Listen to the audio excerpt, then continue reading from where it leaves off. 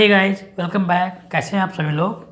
तो चलिए आज हम लोग आगे बढ़ते हैं। पिछले लेक्चर में हम लोगों ने यूनिट्स के बारे में पढ़ा था, सिस्टम ऑफ यूनिट्स के बारे में, जिसमें हमने एसआई सिस्टम के बारे में देखा था और डिफरेंट टाइप्स के यूनिट सिस्टम के बारे में हमने पढ़ा था। तो आज हम लोग कुछ प्रैक्टिकल यूनिट्स के बारे में पढ़ेंगे। प्रैक्टिकल यूनिट्स क्या होते हैं? तो प्रैक्टिकल यूनिट्स हमारे डेली लाइफ में जो चीज़ें हम करते हैं उसमें यूज होने वाली जो यूनिट्स को हम प्रैक्टिकल यूनिट्स कहते हैं। जैसे मान लीजिए हम खेती करते हैं हम सब, और जब हम खेती करते हैं तो जब हम अनाज को बेचते हैं तो हम बोरी में भर के बेचते हैं। तो और हमें पता है कि एक बोरी में अगर हम भर रहे हैं तो 100 किलो भर रहे हैं, 50 किलो भर रहे हैं। अगर मान लीजिए हम 100 किलो भर रहे हैं तो अगर ऐसा 10 बोरी हम बेच रहे हैं तो यानी हम कितना अनाज बेच रहे हैं? 1000 किलो बेच रहे हैं। लेकिन 1000 किलो हम ना बोल के हम बोलते हैं कि हम 10 बोरी बेच रहे हैं। और अगर हम थोड़ा स्टैंडर्ड में बोलें तो 10 क्विंटल बेच रहे हैं या फिर 1 टन बेच रहे हैं। तो ये जो मैं बोल रहा हूँ बोरी, टन, क्विंटल, ये सारे क्या है? ये सब प्रैक्टिकल यूनिट्स हैं जो हम डेली लाइफ में यूज़ करते हैं अपने प्रैक्टिस के अनुसार। जो चीज़ें हम प्रैक्टिस करते हैं उनके अनुसार वो चीज़ें जो हम यूनिट्स बनाते हैं उनको हम बोलते हैं प्रैक्टिकल यूनिट्स। जैसे प्रैक्टिकल यूनिट्स हम कुछ भी बना सकते हैं जो हमारे काम को आसान करे। उसमें हम उसके लिए हम कुछ भी बना सकते हैं, कुछ भी नाम दे सकते हैं। जैसे मान लीजिए मुझे एक टैंक भरना है और मुझे बाल्टी दी गई और उस बाल्टी से मुझे टैंक को भरना है। तो मैं क्या करूँगा? बाल्टी से पानी लाऊंगा, टैंक को भरूंगा, बाल्टी से पानी लाऊंगा, टैंक को भरूंगा। तो मान लीजिए मैंने क्या किया, 50 बाल्टी पानी लाया, उस टैंक को पूरा फुल भर दिया। तो मैं क्या बोल रहा हूँ कि इस टैंक का जो कैपेसिटी है वो कितना है? 50 बाल्टी है। 50 बाल्टी। तो ये बाल्टी यूज़ कर रहा हूँ वो क्या है? यूनिट है। और ये हमारा क्या? Practical unit. अगर मान लीजिए कि उस बाल्टी का अगर जो कैपेसिटी है वो 5 लीटर का है, मतलब एक बाल्टी में जो पानी आ रहा है वो 5 लीटर आ रहा है। तो अगर हम 50 लीटर भर रहे हैं, उस टंकी को भरने में 50 बाल्टी लगा, तो लीटर में कितना हो गया? 525 यानी 250 लीटर। तो 250 लीटर थोड़ा बोलना क्या हो जा रहा है? थोड़ा सा ज़्यादा बड़ा हो जा रहा है, लेकिन 50 बोलना थोड़ा सा ईजी हो रहा है। और इसी तरह अगर हम और ज़्यादा मात्रा में बात करेंगे 4 लाख लीटर, 5 लाख लीटर, तो वहाँ पे हमें ज़्यादा हमारे नंबर्स जो है ना वो बड़ा होता चला जाएगा, नंबर्स बढ़ जाएंगे।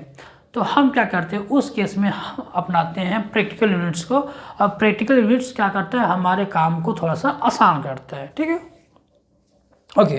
तो प्रैक्टिकल यूनिट्स क्या होता है आपको पता ही होगा, और आपने सुना भी होगा अपने घर के आसपास में जो लोग यूज़ करते हैं लेंथ के लिए, मास के लिए, वो भी मैं सारा बताऊंगा। ठीक है, तो कुछ प्रैक्टिकल यूनिट्स मैं यहाँ पे बताना चाहता हूँ आज। सबसे पहले मैं लेंथ के लिए प्रैक्टिकल यूनिट्स बताऊंगा। और लेंथ में बड़े बड़े लेंथ को मापने के लिए, जैसे साइंस में हमारा एक सब्जेक्ट आता है एस्ट्रोनॉमी। अब एस्ट्रोनॉमी में हम क्या पढ़ते हैं?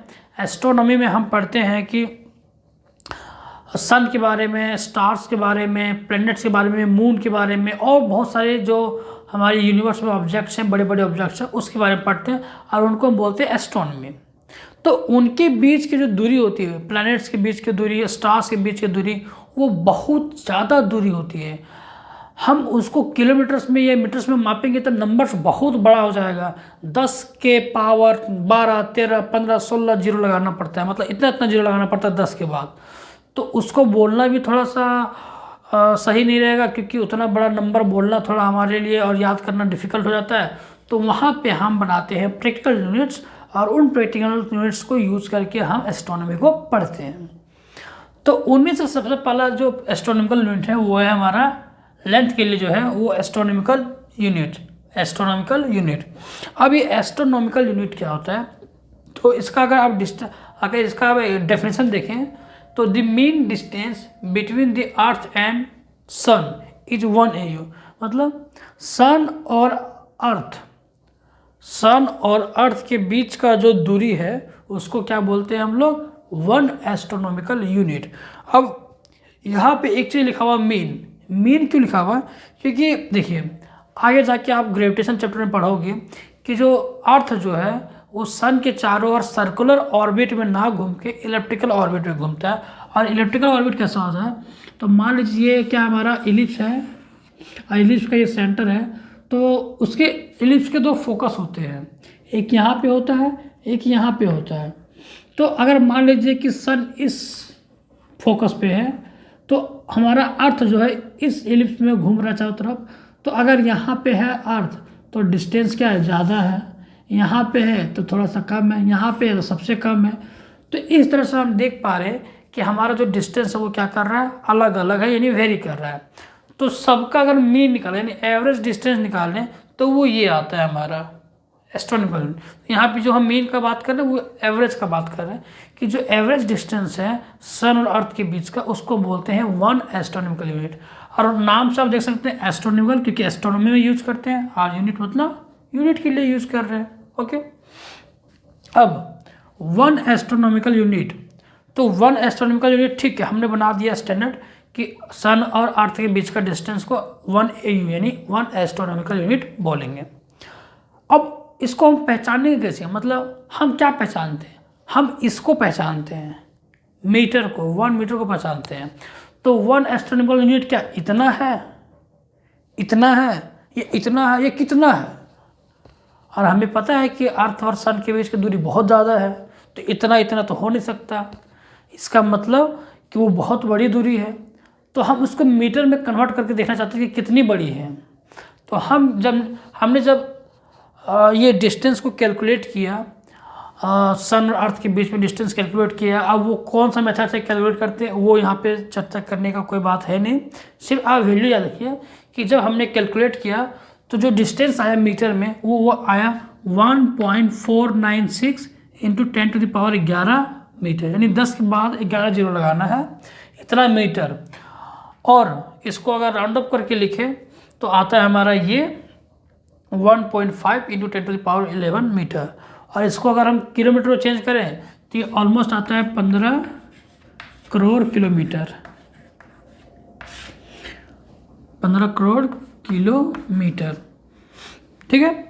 और अगर अरब में देखेंगे, इसको अगर मीटर में देखेंगे तो ये आता है ऑलमोस्ट हमारा कितना, 15 अरब नहीं, आज छोड़िए अरब, हमें सिर्फ किलोमीटर में देखना, क्योंकि हम जो डिस्टेंस मापते हैं वो किलोमीटर में मापता है। आप मीटर में भी करके देख सकते हैं कि अरब आता है कि खरब आता है, सो क्योंकि 3 जीरो आपका और बढ़ जाएगा, ठीक है। तो अगर 3 जीरो बढ़ जाएगा तो करोड़ के पास क्या आता है, 10 करोड़ हो गया अरब, 10 अरब खरब, हाँ खरब, मतलब आपको 15 खरब किलोमीटर, 15 खरब मीटर, अगर मीटर में करना चाहते हैं तो 15 खरब मीटर हो जाएगा। ओके, ठीक है। तो हमारा, लेकिन हम जो डिस्टेंस मापते हैं अपने शहरों में, अपने गांव में, वो सब किलोमीटर मापते हैं। तो किलोमीटर से हम ज़्यादा फेमिलियर होते हैं, तो जो डिस्टेंस होता है वो 15 करोड़ किलोमीटर होता है, यानी अर्थ और सन के बीच का जो डिस्टेंस है वो 15 करोड़ किलोमीटर है, ठीक है।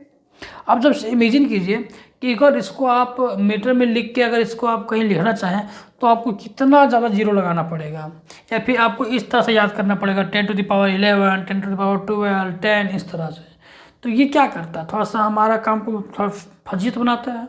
तो उसको आसान करने के लिए हम प्रैक्टिकल यूनिट्स बनाते हैं, और हमने जो यूनिट्स बनाया पहला वो था हमारा एस्ट्रोनॉमिकल यूनिट्स। अच्छा, तो एस्ट्रोनॉमिकल यूनिट्स क्यों यूज़ करेंगे, मान लीजिए हमने बना दिया, ठीक है। अब हमें मापना है कि इस अर्थ से हमारा मार्स जो मंगल ग्रह है वो कितना दूर है, या फिर जुपिटर, सैटर्न, यूरेनस, नेपच्यून जो अदर प्लैनेट्स हैं वो कितना दूर है, ठीक है।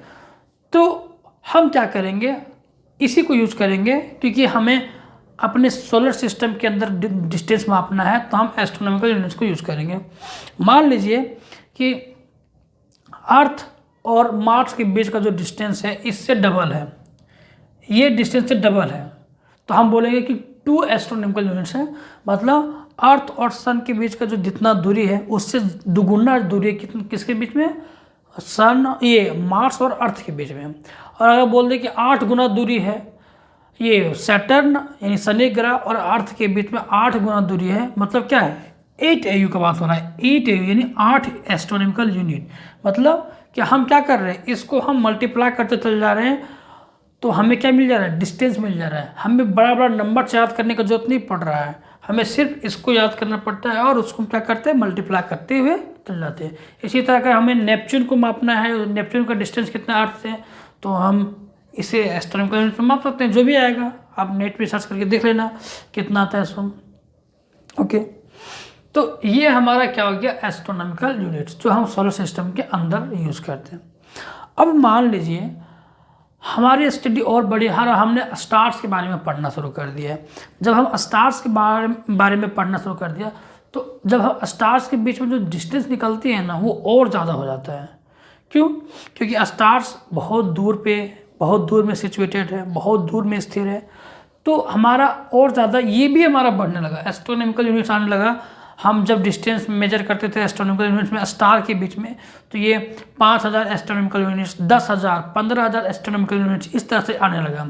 तो हमने सोचा कि चलो एक काम करते हैं, स्टार्स के बीच में मापने वाला दूरी हम एक और यूनिट बना देते हैं और उसका हम नाम रखें लाइट ईयर। अब लाइट ईयर क्या होता है, उसका डिस्टेंस, सबसे पहले उसका हम डेफिनेशन जानते हैं। तो the path travelled by light in 1 year is 1 light year. आप सभी को पता है कि लाइट का स्पीड क्या होता है, 3 लाख किलोमीटर पर सेकेंड। एक सेकेंड में 3 लाख किलोमीटर डिस्टेंस ट्रेवल कर लेता है लाइट, ठीक है, इतना फास्ट स्पीड होता है। तो 1 लाइट ईयर करता है, हमें पता है कि डिस्टेंस बराबर करता है स्पीड इनटू टाइम। तो डिस्टेंस तुमको 1 लाइट ईयर चाहिए, तो 1 लाइट ईयर, ठीक है, हमें डिस्टेंस चाहिए, ये डिस्टेंस 1 लाइट ईयर चाहिए। और स्पीड है, हमें पता है कि लाइट का स्पीड 3 × 10⁸ होता है। और टाइम क्या चाहिए, 1 ईयर। लेकिन हम यहाँ पे सब SI यूनिट में बात कर रहे हैं, तो इस 1 ईयर को हम क्या करेंगे, SI यूनिट में बदलेंगे, यानी सेकेंड में बदलेंगे।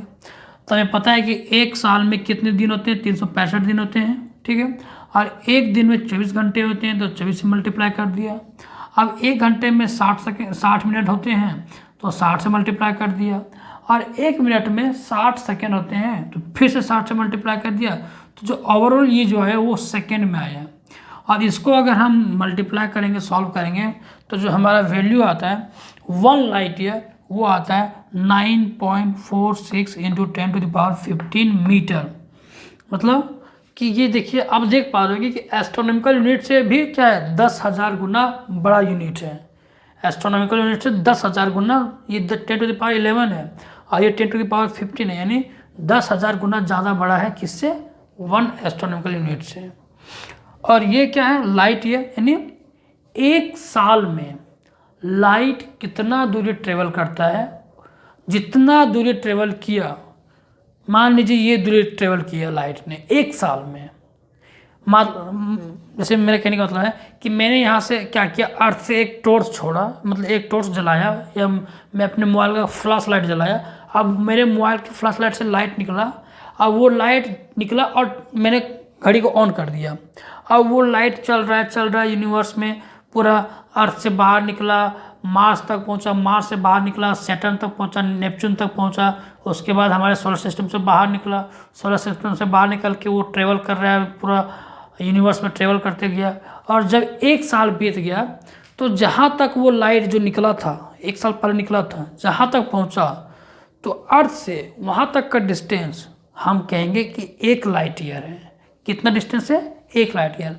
तो इतनी बड़ी डिस्टेंस का यूनिट हमने क्या बनाया, लाइट ईयर में बनाया, ठीक है। और ये यूनिट हम बनाए थे स्टार्स के बीच के डिस्टेंस को मापने के लिए, ठीक है। तो ये आया। अच्छा, लाइट ईयर का डिस्टेंस, लाइट ईयर यूनिट बनाए ना, तो इसमें से ना हमें कुछ बातें समझ में आई कि मान लीजिए कि एक स्टार जो 10 लाइट ईयर दूर है, अर्थ से 10 लाइट ईयर दूर है, तो उससे जो रोशनी निकल रही है, निकल रही है, वो हमारे तक कब पहुंचेगा। मान लीजिए कि वो अभी 2024 में निकल रहा है लाइट उस स्टार से, तो वो कब पहुंचेगा, वो 2034 में पहुंचेगा अर्थ में। तो अगर कोई स्टार जितना 10 लाइट ईयर दूर है, तो उस रोशनी को हमारे तक पहुंचने में 10 साल लगेंगे। तो इससे एक बहुत अच्छी बड़ी मज़ेदार बात पता चलता है कि अगर मान लीजिए एक स्टार जो पहले ब्लू था, जो ब्लू लाइट वो छोड़ता था, यानी बोल सकते हैं कि वहाँ से ब्लू लाइट निकला था। अब वो स्टार ब्लू लाइट जब निकाला था तो 10 साल बाद हमारे तक पहुँचा और हमें वो दिखा कि ब्लू है, लेकिन वो 10 साल बाद पहुँचा, इसका मतलब कि वो 10 साल पहले ब्लू था। अभी क्या है वो हमें नहीं पता है। अभी क्या है वो पक्का पता चलेगा जब 10 साल बाद फिर उसका लाइट हमारे पास आएगा, तब हम बता सकते हैं कि वो अब कैसा है स्वयं। तो जब हमें अभी ब्लू वो लाइट दिखा, इसका मतलब कि क्या कि 10 साल पहले वो स्टार कैसा था, ब्लू था। लेकिन अब अगर फिर 10 साल बीता और हमें जो लाइट मिला वो लाइट रेड आ गया, इसका मतलब क्या कि स्टार जो है वो बड़ा हो रहा है और वो क्या कर रहा है, अपने लाइट को यानी अपना ज़िंदगी को अब वो बिता चुका है, मतलब अब ज़िंदगी को जी चुका है, अब वो फटने वाला है। तो ये थोड़ा एस्ट्रोनॉमी का चीज़ है कि ये फटने वाला, ये अभी आप उस पर ध्यान मत दीजिए। मतलब मेरा कहने का मतलब है कि अगर रेड दिख रहा है तो वो क्या था कि वो स्टार से 10 साल पहले वो लाइट निकला था, अभी हमारे पास पहुंचा। तो अगर अभी हमें रेड दिखा, इसका मतलब क्या है कि वो जो स्टार था वो 10 साल पहले रेड था। और मान लीजिए कि वो स्टार फट गया, तो फटने के बाद जो रोशनी निकला वो फिर 10 साल बाद पहुंचेगा। अब 10 साल बाद पहुंचेगा तो 10 साल बाद पहुंच गया, हमें दिखा कि वो रेड था, लेकिन अभी क्या है वो स्टार वहाँ पे है क्या, नहीं है। क्यों? स्टार तो फट गया, मर गया, ख़त्म हो गया, वो अपना रोशनी पूरा यूनिवर्स में बिखेर दिया। लेकिन उसका लाइट अभी हमारे पास आ रहा है, इसका मतलब कि वो स्टार 10 साल पहले जिंदा था, लेकिन अब वो जिंदा नहीं, वो स्टार ख़त्म हो गया। तो लाइट ईयर से हमें ये चीज़ पता चलता है। इसी तरह अगर कोई स्टार, किसी स्टार से जो लाइट है वो मान लीजिए कि 15, हमने कैलकुलेट किया कि वो उस स्टार से जो लाइट आया वो 1000 लाइट ईयर है, मतलब 1000 साल बाद वो लाइट हमारे तक पहुंचा है। इसका मतलब कि वो स्टार हमसे कितना दूर है, 1000 लाइट ईयर दूर है अर्थ से, ठीक है। और उससे जो लाइट निकली थी वो 1000 साल पहले निकली थी। तो ये होता है हमारा लाइट ईयर। और लाइट ईयर के बारे में थोड़ा सा और मैं थोड़ा सा बताना चाहता हूँ। जैसे हमें पता है कि सन से जो लाइट आता है, जो रोशनी आता है, अर्थ तक पहुँचने में उसको 8 मिनट कुछ सेकंड का लगता है समय, और मोटा मोटी माने तो 8 मिनट लगता है। तो हम कह सकते हैं कि अर्थ और सन के बीच का जो डिस्टेंस है वो 1 एस्ट्रोनॉमिकल यूनिट तो है। हम लाइट ईयर में भी बता सकते हैं, मतलब लाइट ईयर में बता सकते हैं। अब ईयर में तो नहीं बताएंगे क्योंकि 1 साल तो लगते नहीं है। तो मैं क्या कहूँगा कि सन और अर्थ के बीच में जो दूरी है वो 8 लाइट मिनट का है। कितना है? 8 लाइट मिनट, यानी 8 लाइट मिनट का डिस्टेंस है। क्यों? क्योंकि जो रोशनी सन से निकला था वो 8 मिनट बाद हमारे तक पहुंचा, ठीक है। मान लीजिए अगर सन अचानक गायब हो जाता है तो 8 मिनट तक रोशनी हमें दिखता रहेगा। 8 मिनट बाद पता चलेगा, जब रोशनी आना बंद हो जाएगा तब पता चलेगा कि स्टार हमारा जो सन है वो अब गायब हो गया है, ख़त्म हो गया है। लेकिन वो कब गायब हुआ था? 8 मिनट पहले गायब हो गया था, लेकिन पता हमें अब चल रहा है, ठीक है। तो ये होती है बात। इसी तरह हमारा जो मून है वो क्या है, हमसे कितना है, 3 लाइट सेकेंड दूर है। क्योंकि लाइट को मून तक पहुंचने में 3 सेकेंड का समय लगता है। और हमें पता है कि अर्थ और मून के बीच का जो डिस्टेंस है वो 3 लाख किलोमीटर है, 3,84,000 कुछ होता है, 3,84,000 किलोमीटर समथिंग यही होता है।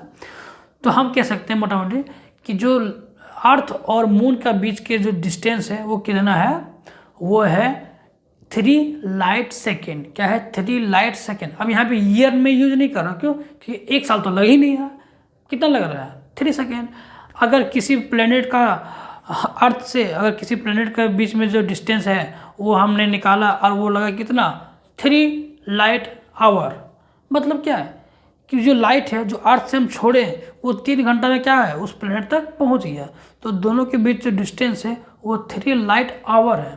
तो इसमें इसी तरह से हम मतलब बदल सकते हैं। जरूरी नहीं कि वो लाइट ईयर में हो, वो लाइट सेकेंड में हो सकता है, वो लाइट मिनट में हो सकता है, वो लाइट आवर में हो सकता है, वो लाइट मंथ में हो सकता है। इस तरह से हो सकता है, ठीक है। क्लियर? तो ये हमारा हो गया क्लियर। अब हम लोग इसका एक और थोड़ा सा, इस एस्ट्रोनॉमिकल यूनिट में एक और बड़ा यूनिट होता है जो होता है पार्सेक। अब पार्सेक थोड़ा सा उसमें पैरेलैक्स मेथड यूज होता है, तो वो थोड़ा हो सकता है कि आपको बोरिंग लगे, लेकिन मैं बस उसका थोड़ा सा वैल्यू बता देता हूँ और थोड़ा सा उसका चर्चा कर देता हूँ। उसके बाद हम लोग और आगे बढ़ेंगे थोड़े से प्रैक्टिकल यूनिट्स के बारे में, ठीक है। तो चलिए देखते हैं पार्सेक के बारे में। तो चलिए अब समझते हैं पार्सेक क्या होता है। ये भी एक एस्ट्रोनॉमिकल यूनिट है जो लाइट ईयर से थोड़ा सा बड़ा है। देखिए, पार्सेक मतलब इस वर्ड में पार का मतलब होता है कि पैरेलैक्स, अभी जाके आगे हम लोग पढ़ेंगे पैरेलैक्स मेथड क्या होता है। और सेक मतलब होता है सेकेंड, यानी एक आर सेकेंड। देखिए, सबसे पहले मैं कुछ चीज़ समझाना चाहता हूँ, और आप ये क्लास 11th के मैथमेटिक्स में जाके पढ़ोगे कि मान लीजिए ये एक एंगल है, ठीक है, ये एक एंगल है, ये हमारा थीटा ये हमारा मान लीजिए एंगल, और इसको हम एंगल का जो यूनिट होता है वो रेडियन में होता है, और हम लोग यूज़ करते हैं डिग्री में। रेडियन में भी यूज़ करते हैं, रेडियन तो हो गया हमारा SI यूनिट, लेकिन हम ज़्यादातर यूज़ करते हैं और डिग्री में, और डिग्री रेडियन दोनों यूज़ करते हैं। तो मान लीजिए कि ये हमारा जो है वो 1 डिग्री का है, 1 डिग्री का क्या है, एंगल है। ये जो एंगल है 1 डिग्री का। अब इस 1 डिग्री के एंगल को अगर ऐसे हम 60 टुकड़ा करें, 60 टुकड़ा यानी 60 टुकड़ा कर दें, ये एंगल को 60 टुकड़ा, तो हमारा ये जो बनेगा एक एंगल बनेगा, वो क्या बनेगा, 1 मिनट को बोलेंगे, 1 मिनट। ये जो है वो क्या है, 1 मिनट, और इसको हम लिखते हैं एक डैश, यानी 1 के ऊपर एक डैश लाइन लगा देंगे तो वो हो गया 1 मिनट। ये एंगल क्या हो गया, 1 मिनट। अच्छा, अब ये 1 मिनट अगर हम ये जो एंगल यहाँ तो बहुत छोटा लग रहा है, लेकिन यही अगर हम बहुत दूर जाके देखेंगे, ये पूरा अगर यहाँ जाके हम देखेंगे, यहाँ तो बहुत छोटा लगेगा, यहाँ बहुत छोटा लगेगा, यहाँ थोड़ा सा बड़ा, यहाँ देखेंगे, देखिए इतना बड़ा लग रहा है, यानी जितना दूर चला जाएंगे उतना ज़्यादा वो बड़ा लगेगा। अब क्या कहेंगे, इसका भी अगर हम 60 टाइम्स डिवाइड कर दें, यानी 60 टुकड़ा कर दें, तो जो एक टुकड़ा बन रहा है, एक टुकड़ा जो बन रहा है, ये जो बन रहा है, इसको हम बोलेंगे 1 सेकेंड। और सेकेंड में हम क्या करते हैं, 2 डैश लाइन लगाते हैं, तो ये हो गया 1 सेकेंड। यानी हम एंगल को मिनट और सेकेंड में भी मापते हैं, और मिनट और सेकेंड क्या है, 1 डिग्री से भी छोटा है, ठीक है। तो ये आप याद रखिएगा, ओके। अब हम लोग थोड़ा सा आगे बढ़ते हैं। ये आपको समझ में आ गया कि 1 मिनट और 1 डिग्री और 1 सेकेंड क्या होता है। आप मैथमेटिक्स में पढ़ोगे भी बहुत डिटेल से, अब बहुत सारे क्वेश्चंस भी करोगे कि आप मिनट को सेकेंड में, सेकेंड को डिग्री में, मिनट को रेडियस में, इस तरह से, या फिर डिग्री को रेडियस बोल रहा हूँ, रेडियन में, और रेडियन को डिग्री में आप कन्वर्ट करना सीखोगे, ठीक है, मैथमेटिक्स में। तो मैं अभी ज़्यादा डिटेल से नहीं बता रहा हूँ, क्योंकि मुझे फिजिक्स पढ़ाना है, फिजिक्स सिखाना है आपको, ना कि अभी कुछ दूसरा चीज़, ओके। तो ये क्लियर। अब एक चीज़ और समझिए, मान लीजिए ये हमारा क्या है, एक सर्कल है, ठीक है, सर्कल का ये सेंटर है, और ये हमारा एक रेडियस है, और ये हमारा दूसरा रेडियस है। रेडियस हर तरह से सेम रहेगा क्योंकि डिस्टेंस सेम रहेगा। तो ये हमारा क्या कहलाता है, आर्क कहलाता है। अब ये आर्क जो है, और ये एंगल, मान लीजिए ये एक्स है जिसको मैं बोल रहा हूँ आर्क, और यहाँ एंगल थीटा बन रहा है, और ये रेडियस आर है। तो ये एंगल, रेडियस और आर्क के बीच ना एक रिलेशन होता है, और वो रिलेशन क्या होता है आप याद रखिएगा, एंगल इक्वल टू होता है आर्क बाय रेडियस।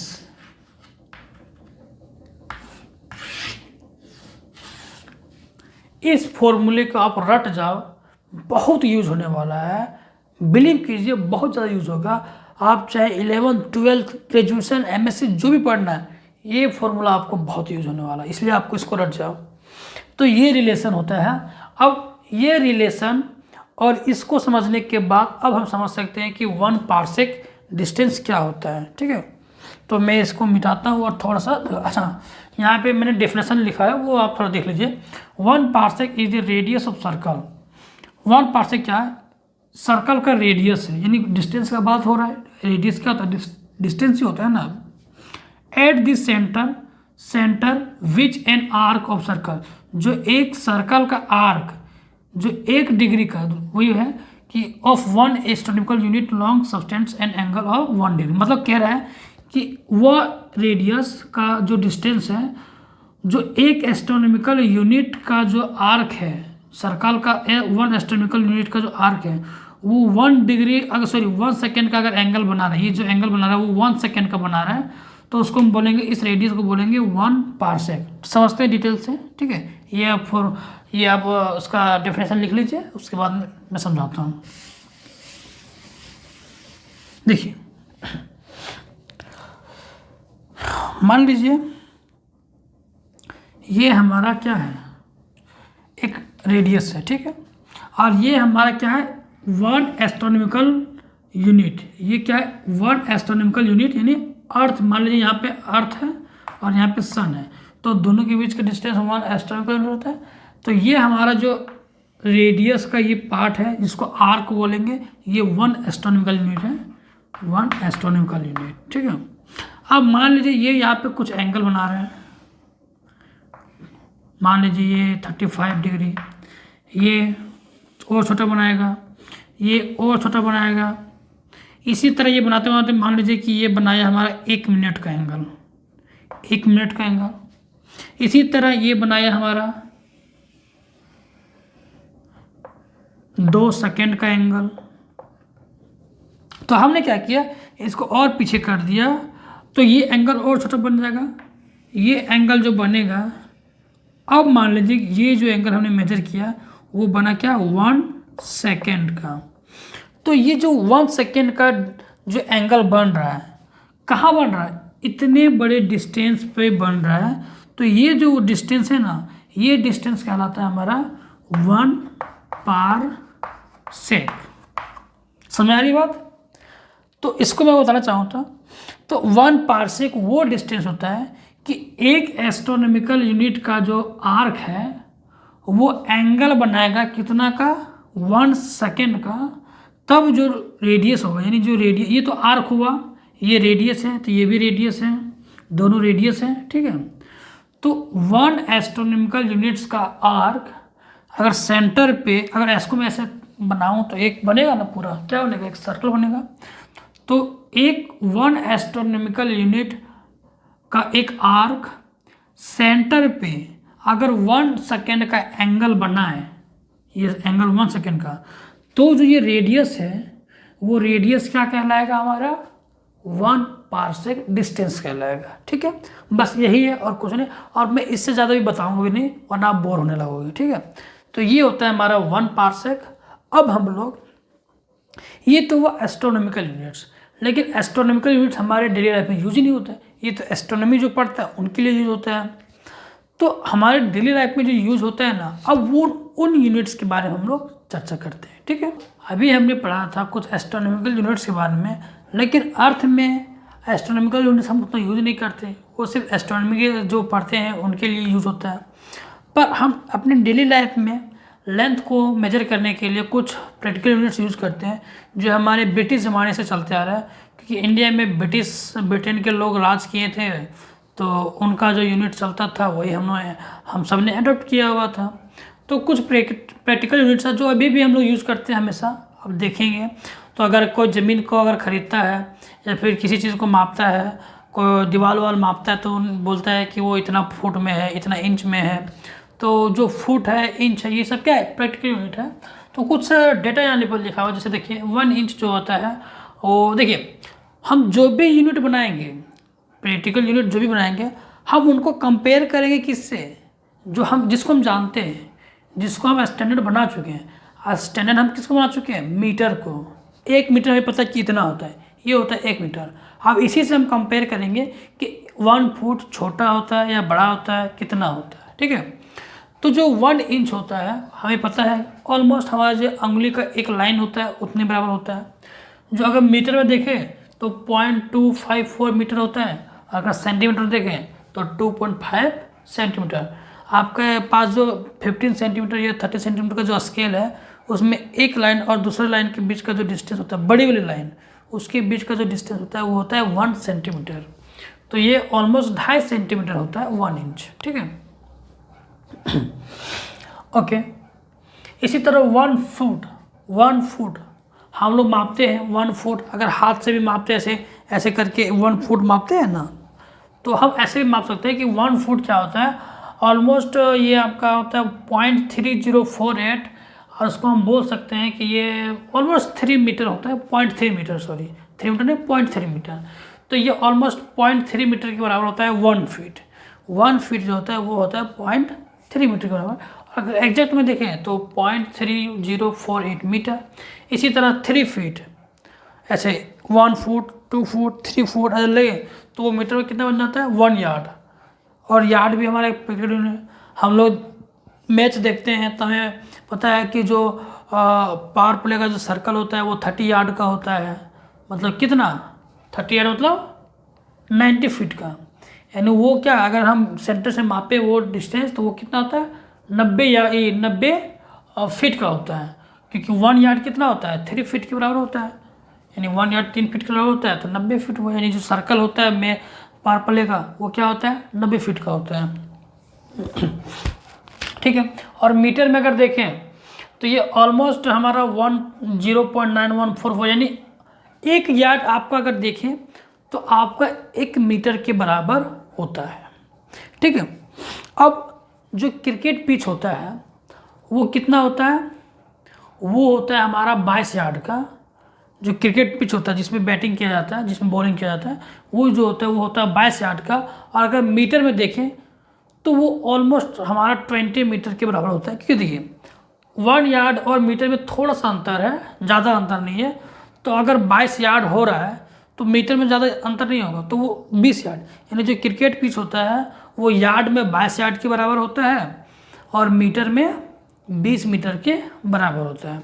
तो इस तरह से अभी भी हम बहुत सारा प्रैक्टिकल यूनिट्स इसी में यूज़ करते हैं। आप देखते होंगे जो राजमिस्त्री होते हैं, जो दीवार का जो ईंट का जुड़ाई करते हैं या फिर जो छत ढालते हैं, वो हमेशा बोलते हैं कि मैं इतना स्क्वायर फुट मैं कॉन्ट्रैक्ट लूँगा या फिर मैं जो ठेका होता है वो लूँगा, ठीक है। क्योंकि वो फुट जानते हैं, मीटर उतना नहीं जानते हैं मीटर कैसे नहीं जानते हैं, वो जानते हैं मीटर।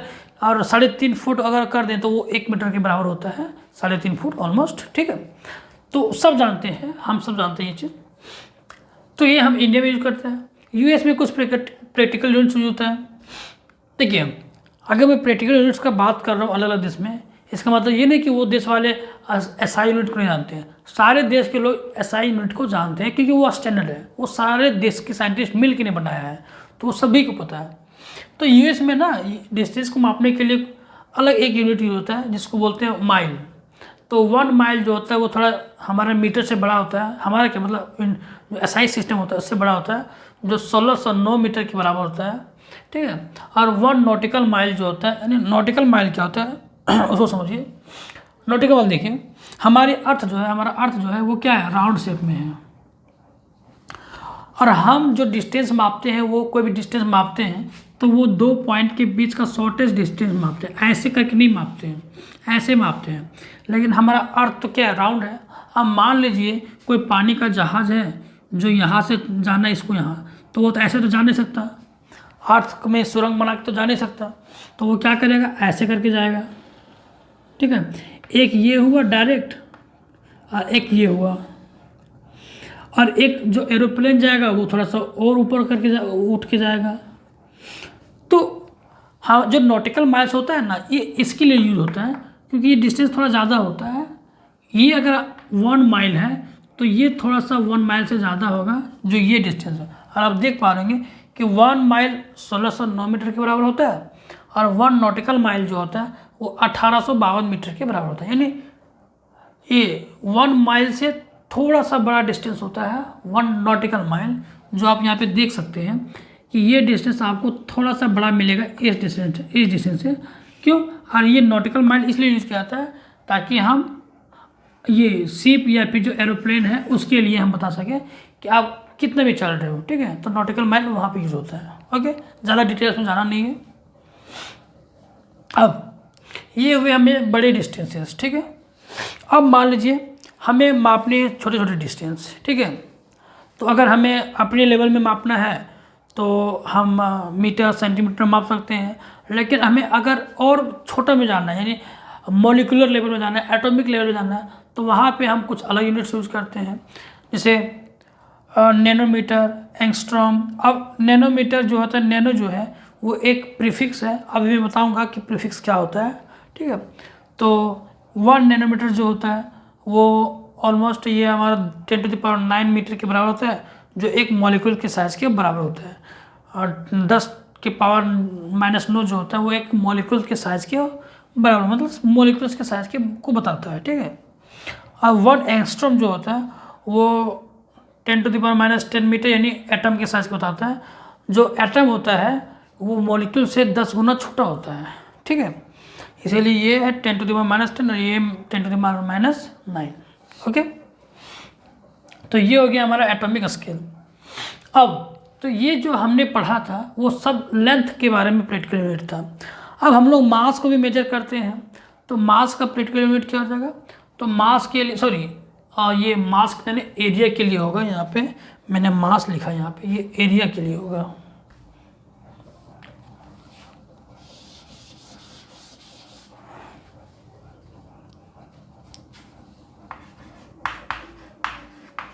ठीक है। तो एरिया भी हम लोग जब हम लोग अभी खेत और ये या मैदान वगैरह जो हम लोग मापते हैं, तो जो फील्ड वगैरह मापते हैं वो क्या मापते हैं हम लोग? प्रैक्टिकल यूनिट्स में क्या यूज़ करते हैं? एकड़ यूज़ करते हैं या फिर हेक्टर यूज़ करते हैं। कहीं कहीं एकड़ यूज़ होता है, कहीं कहीं हेक्टर यूज़ होता है, कहीं कहीं बीघा लोग यूज़ करते हैं। तो अलग अलग हमारे इंडिया में 10 तरह के लोग यूज़ करते हैं। कहीं पे मरले यूज़ करते हैं, कहीं पे मासा यूज़ करते हैं। तो अलग अलग जगह पे अलग अलग स्टेट में लोग अलग अलग यूनिट यूज़ करते हैं, प्रैक्टिकल यूनिट्स, जिसमें से कुछ मैंने यहाँ पे लिखा है जो ज़्यादातर यूज़ होता है।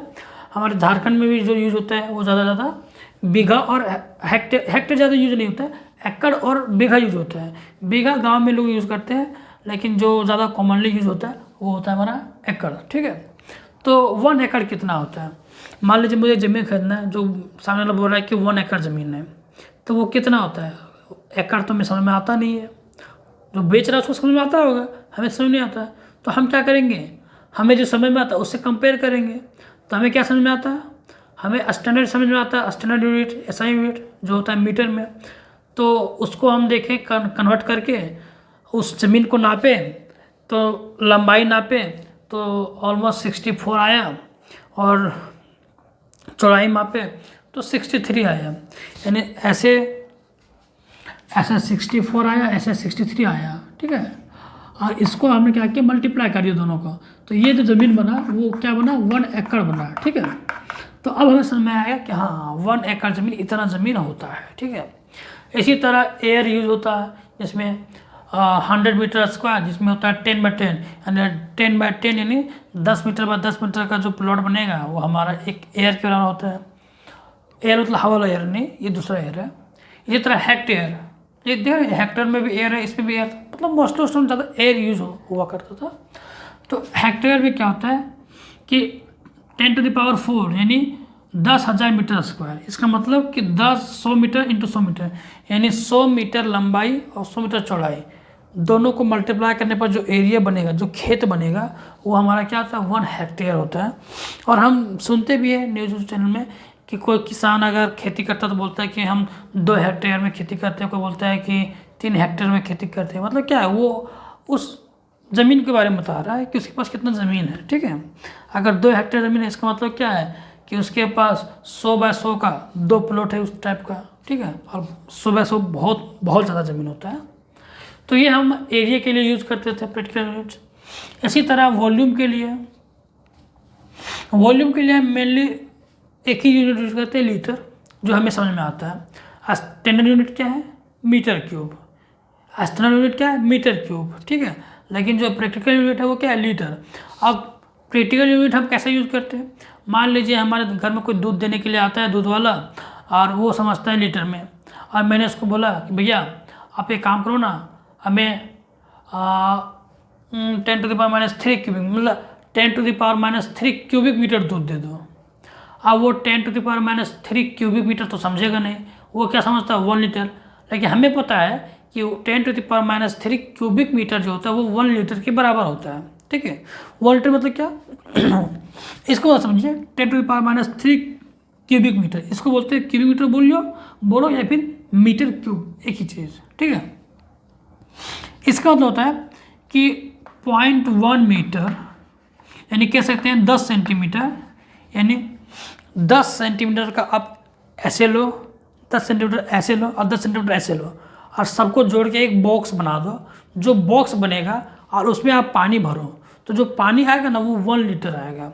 आप क्या करो कि 10 सेंटीमीटर यानी 10 सेंटीमीटर ऐसे, 10 सेंटीमीटर ऐसे और 10 सेंटीमीटर ऐसे मिला के एक बॉक्स बनाओ और आप क्या करो, एक बिस्लेरी का बोतल लाओ जो पीने वाला पानी होता है जिसमें 1 लीटर पानी भरा था, और उस बोतल का पानी इस बॉक्स जो बनाया आपने 10 सेंटीमीटर का, जो लेंथ ब्रेथ और हाइट जो है वो 10 सेंटीमीटर का, और उसमें डाल दो तो वो पूरा का पूरा पानी पूरा फुल भर जाएगा उस बॉक्स में। क्यों भर गया? क्योंकि 1 लीटर जो है वो 10⁻³ क्यूबिक मीटर के बराबर है, यानी क्या है वो 10 सेंटीमीटर ऐसे, 10 सेंटीमीटर ऐसे और 10 सेंटीमीटर ऐसे उसके बराबर है। ठीक है, तो 1 लीटर वो चीज़ होता है। इसी तरह 1 मीटर क्यूब यानी 1 क्यूबिक मीटर क्या होता है, तो आप क्या करो, 1 मीटर ऐसे लो, 1 मीटर ऐसे लो और 1 मीटर ऐसे ले और एक बड़ा सा बॉक्स बना दे। और वो बॉक्स में अगर हम पानी भरें तो हमारा जो बिस्लेरी का बोतल जो 1 लीटर वाला आता है वो उसमें कितना भरना पड़ेगा, तो हमें 1000 बोतल का पानी इसमें भरना पड़ेगा। यानी अगर 1000 बोतल हम रखे हैं और बोतल ढक्कन खोल के वो पानी डाल रहे हैं उस बॉक्स में, यानी उस टैंक में जो हमने 1 मीटर क्यूब बनाया है, 1 मीटर क्यूब मतलब 1 मीटर क्यूब ऐसा, 1 मीटर क्यूब ऐसा, 1 मीटर क्यूब ऐसा, और जो बॉक्स बनेगा जो टैंक बन रहा है उसमें हम क्या करेंगे, जो बिस्लरी वाला बोतल है उसमें खोल के पानी डाल रहे हैं।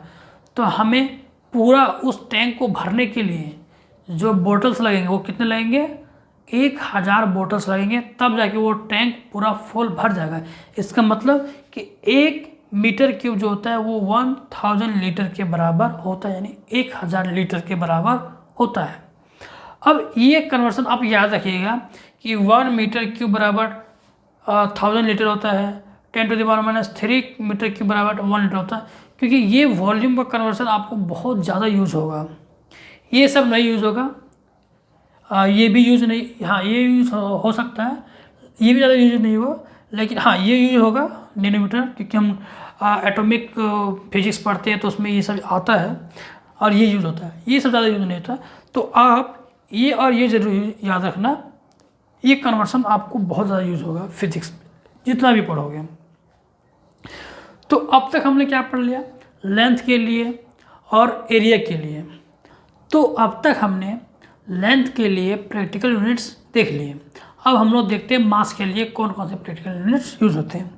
तो मास के लिए जो हम यूज़ करते हैं, पहला जो हमारा प्रैक्टिकल यूनिट होता है वो टन, जिसको हम मेट्रिक टन भी बोलते हैं।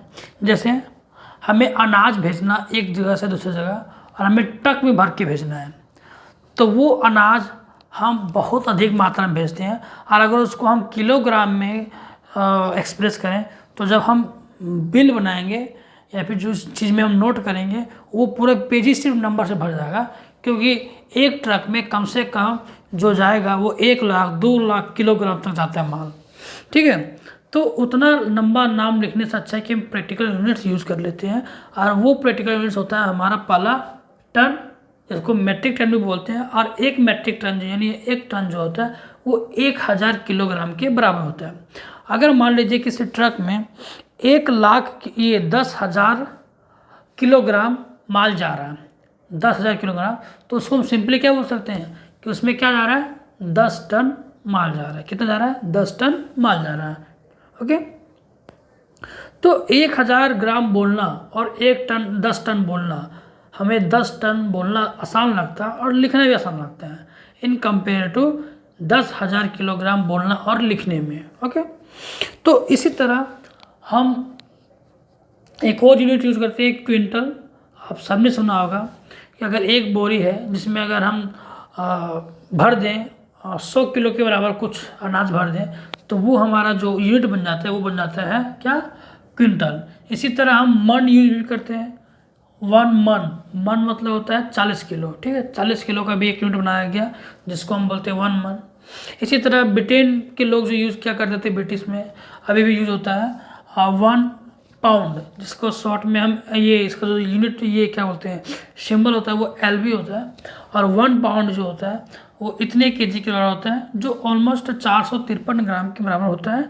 और ये मैंने पिछले क्लास में भी बताया था कि हम केक लेने अभी भी जाते हैं तो वो हमसे पूछता है कि कितने पाउंड का केक चाहिए, ठीक है, तो वो आप यहाँ से समझ सकते हो। ठीक, वो ये हमारा हुआ मास के लिए प्रैक्टिकल यूनिट्स। तो क्या हमारे यूनिवर्स में क्या कोई ऐसा यूनिट है मास के लिए जो सबसे ज़्यादा यूनिट है, सबसे हैवीएस्ट यूनिट? तो हाँ, वो है हैवीएस्ट यूनिट। हैवीएस्ट मास जो होता है वो होता है हमारा जो यूनिट होता है मास के लिए वो होता है 1 CSL। CSL मतलब होता है चंद्रशेखर लिमिट। चंद्रशेखर लिमिट मतलब हमारे देश के एक साइंटिस्ट थे चंद्रशेखर, जिन्होंने एक बात बताई थी कि इस दुनिया में, इस यूनिवर्स में कोई भी ऑब्जेक्ट अगर वो एग्जिस्ट कर रहा है तो उसमें ऐसा नहीं कि उसमें इनफाइनाइट मास हो जाएगा, क्योंकि एक लिमिट के बाद उसके जो पार्टिकल्स हैं उनके बीच में जो ग्रेविटेशनल फोर्स होता है वो कम होने लगता है और वो क्या होते हैं टूटना शुरू कर जाते हैं, टूट के निकलना है यहाँ से, वो मतलब वो टूट के गिरना शुरू हो जाते हैं। तो वो कितना मास हो सकता है? जैसे अर्थ में तो मास टूट के गिर नहीं रहा, हट नहीं रहा है, तो क्या इतना बड़ा अर्थ है? तो क्या ये लिमिट है? तो नहीं। अर्थ से बड़ा हमारा सन है।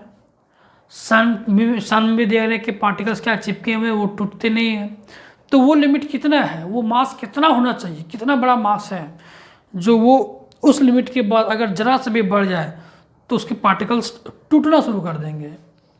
तो वो उसका कैलकुलेशन वही हमारे चंद्रशेखर साहब ने किया था, और वो जो आया था वो लिमिट आया था 1 CSL equal to 1.4 times mass of the sun. यानी सन का, हमारा सन का जो मास है उसका 1.4 टाइम्स, यानी ऑलमोस्ट कह सकते हैं कि 1.5 गुना, तो 1.5 गुना लिमिट रहेगा। और उसके नीचे अगर उस किसी भी ऑब्जेक्ट का मास है, अगर मान लीजिए कोई स्टार है जिसका मास 1.2 टाइम्स है सन से, यानी सन से 1.2 गुना भारी है, तो उसके पार्टिकल्स चिपके रहेंगे, नहीं टूटेंगे। लेकिन अगर जहाँ 1.5 हो गया, 1.6 हो गया, या फिर बोल सकते हैं 2 टाइम्स हो गया मास, यानी मास का सन का मास जितना है उससे अगर 2 गुना भारी हो गया तो क्या होगा? अब वो स्टार जो है वो उसके पार्टिकल्स नहीं चिपक के रह सकते हैं, वो टूटना शुरू कर देंगे, क्योंकि उनके बीच का जो ग्रेविटेशनल फोर्स हो जाता है वो वीक हो जाता है। वीक होने के कारण क्या होता है, वो पार्टिकल्स टूट के गिरना यानी सैड होना शुरू हो जाएगा, ठीक है। तो ये हुआ हमारा चंद्रशेखर लिमिट, जो हमारे यूनिवर्स का सबसे बड़ा यूनिट है मास के लिए, ओके। अब स्मॉल यूनिट्स, मान लीजिए हमें एटॉमिक लेवल में यूनिट्स, जैसे अभी मैंने बताया था कि उसमें साइज मापा जाता है जो बहुत छोटा छोटा साइज आता है, तो उन मॉलिक्यूल्स का, उन एटम्स का अगर हम वेट मेजर करना चाहें तो क्या कोई यूनिट है? तो बिल्कुल यूनिट है, जिसको हम बोलते हैं AMU, मतलब atomic mass unit. Atomic mass unit क्या होता है कि एक हाइड्रोजन का जो वेट होता है ना, हाइड्रोजन देखिए जो होता है सबसे हल्का एलिमेंट होता है, सबसे छोटा एलिमेंट होता है, ठीक है। तो उसका जो यूनिट होता है वो होता है हमारा 1 AMU, और हम AM भी नहीं लगाते हैं, सिर्फ 1 U कभी कभी लिख सकते हैं, लेकिन मैं बोलूँगा कि आप 1 AMU ही यूज किया कीजिएगा, सबसे बेस्ट रहेगा, ठीक है। तो 1 AMU, अच्छा ठीक है। अब कार्बन को ना यहाँ पे देखिए, मैं बता रहा हूँ कि हाइड्रोजन का होता है सबसे छोटा, मैं यहाँ पे डेफिनेशन लिख रहा हूँ कार्बन के लिए कि 1 AMU जो होता है वो 1/12 times that mass of C2 carbon atoms, मतलब कार्बन एटम्स के 1/12वां भाग के बराबर होता है।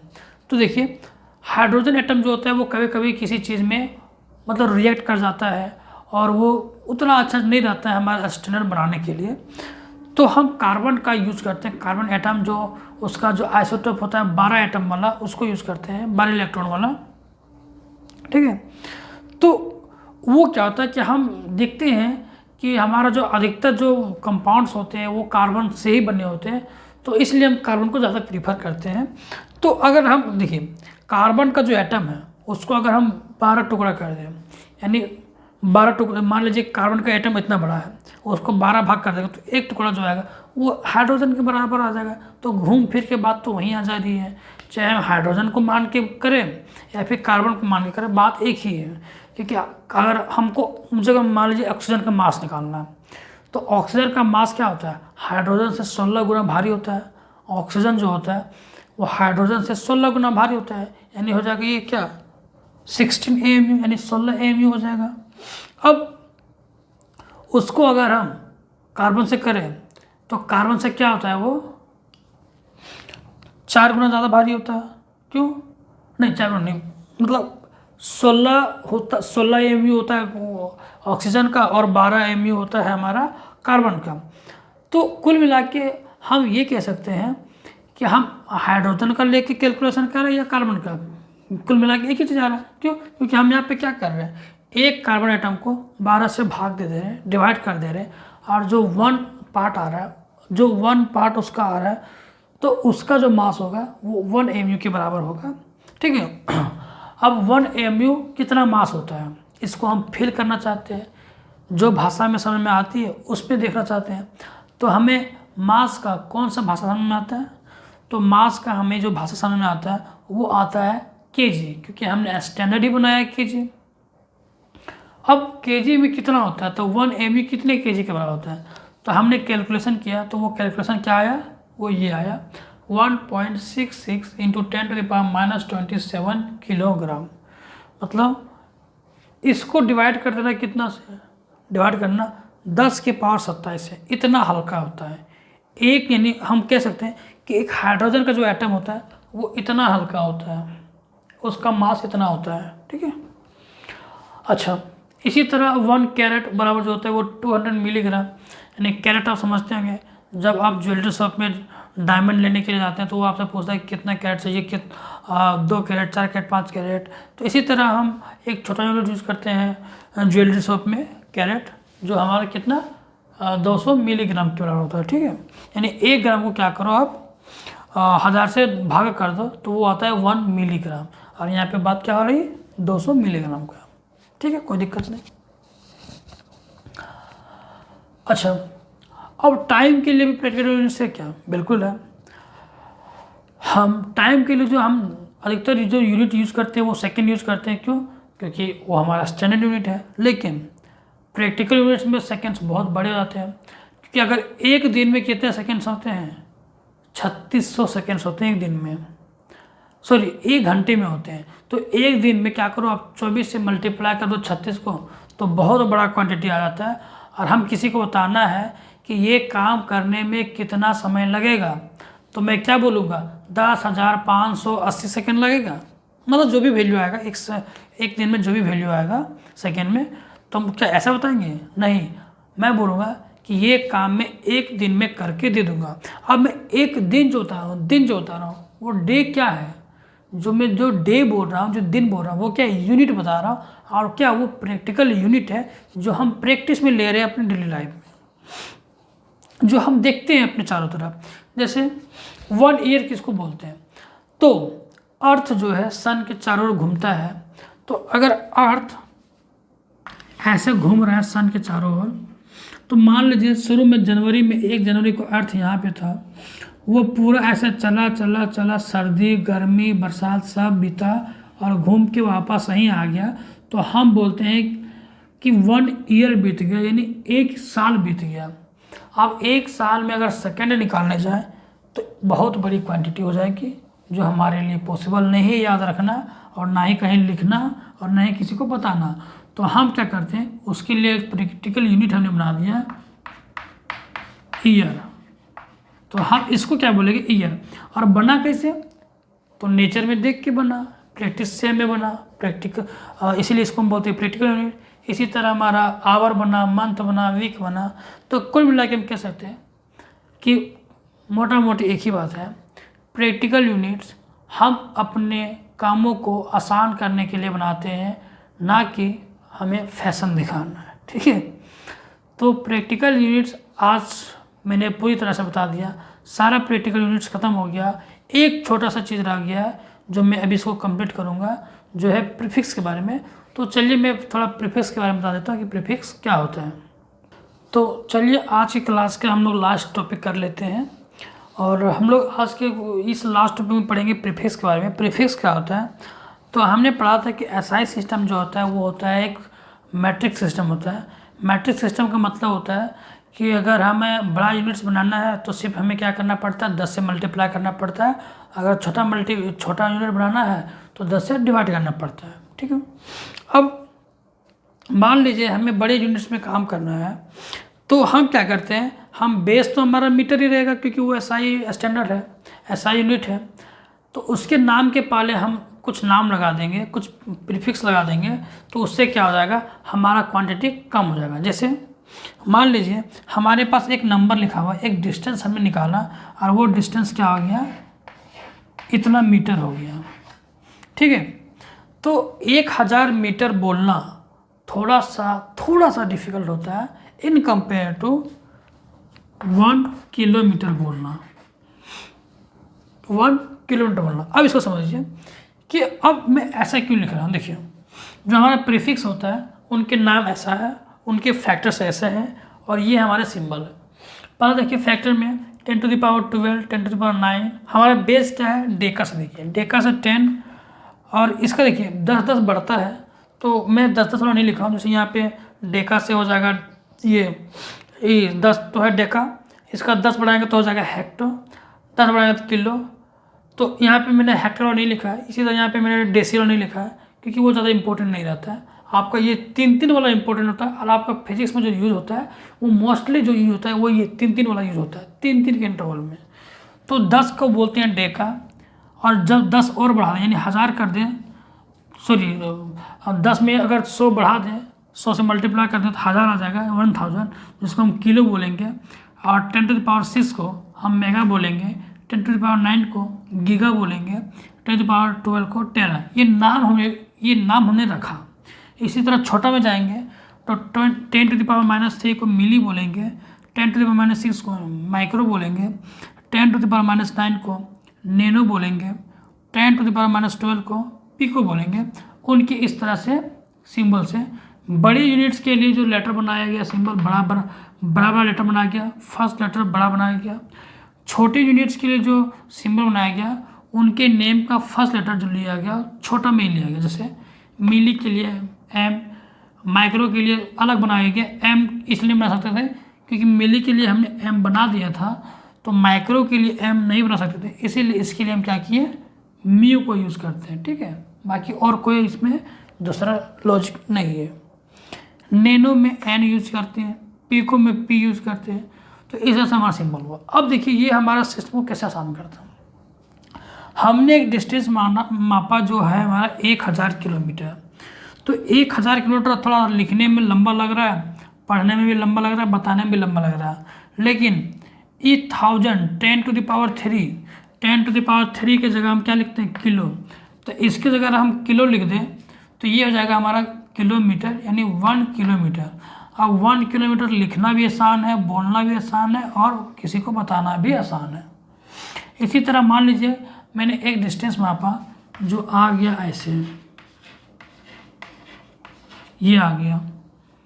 अब ये आ गया मीटर में, तो इतना लंबा लिखने में वही प्रॉब्लम, बोलने में प्रॉब्लम, क्योंकि इसको बोलने के लिए क्या करना पड़ेगा, 1,00,000 मीटर बोलना पड़ेगा। 1,00,000 मीटर, अगर हमें उस चीज़ को बार बार बोलना है तो 1,00,000 मीटर 1,00,000 मीटर 1,00,000 मीटर थोड़ा डिफिकल्ट हो जाता है।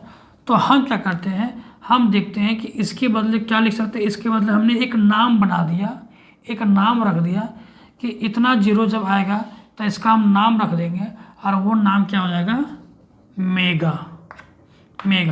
तो मैं क्या करूँगा, इसकी जगह से मैं लगा दूंगा मेगा मीटर, यानी 1 मेगा मीटर। इसी तरह छोटे वाला भी कर सकते हैं। 10 टू द पावर -3 है मीटर, तो 10 टू द पावर -3 को क्या लिख सकते हैं, 10 टू द पावर -3 को मिली लिख सकते हैं। तो मैं यहाँ पे बोलूँगा कि ये क्या है, 1 मिलीमीटर।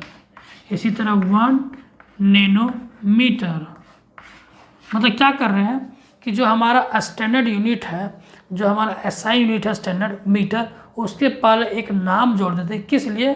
आसान करने के लिए, ताकि हमें बोलने में लिखने में आसान हो। और उस नाम को जो पहले लगा रहे हैं, स्टैंडर्ड यूनिट मीटर के पहले लगा रहे हैं, उसको हम बोलते हैं प्रीफिक्स। क्या बोलते हैं? प्रीफिक्स, क्योंकि वो स्टैंडर्ड यूनिट के पहले आ रहा है वो नाम। इसी तरह हर चीज़ में हम लगाते हैं। हम लोग नेट यूज़ करते हैं तो हम कहते हैं ना कि हमारा नेट जो है डेटा है वो 1 गीगाबाइट है या फिर 1 मेगाबाइट है। तो जो मेगा गीगा लगा रहे हैं वो क्या उस नंबर के लिए लगा रहे हैं, वरना हमें क्या बोलना पड़ता है? 1 MB के लिए बोलना पड़ता 1 मेगाबाइट, यानी 1,00,000 बाइट है। मेरा डाटा कितना बचा हुआ है? तो 1,00,000 बाइट। अब 1,00,000 बाइट तो हम बोल नहीं सकते बार बार इतना, बोलने में क्यों नहीं बोल सकते, पर हमारे लिए आसान नहीं होता है, तो हम क्या बोलते हैं? MB बोलते हैं, मतलब मेगाबाइट बोलते हैं। और 1 मेगाबाइट बोलना आसान हो जाता है हमारे लिए। इसी तरह हम पैसों में बात करते हैं, तो पैसों में बात करते हैं तो क्या होता है कि हम बोलते हैं कि $1 बिलियन या फिर 1 मिलियन रुपए, इस तरह बात करते हैं। तो ये मिलियन बिलियन जो लगाया जा रहा है वही प्रीफिक्स है, चीज़ को आसान करने के लिए। अगर मान लीजिए 1 बिलियन, या फिर बोल सकते हैं कि अगर 15 बिलियन का बात करूं तो 15 बिलियन क्या हो जाएगा? 1 बिलियन जो होता है वो शायद 1 अरब के बराबर होता है। ठीक, हाँ, 1 अरब के बराबर होता है। तो अगर 15 अरब बोलना आसान नहीं है, अगर 15 अरब में लिखूं तो हमें बहुत सारा जीरो लगाना पड़ेगा। लेकिन अगर मैं 15 बिलियन बोल रहा हूँ तो बिलियन का मतलब समझ आ जा रहा है कि क्या? 10⁹9। 10⁹9 आ गया, इसका मतलब क्या है? वो बिलियन है, 15 बिलियन का बात किया जा रहा है। ठीक है, तो कुल मिला के प्रीफिक्स क्या करता है? हमारे मैट्रिक सिस्टम को और आसान करता है। सिर्फ हमें नाम याद रखना पड़ता है, वैल्यू याद रखने की ज़रूरत नहीं है।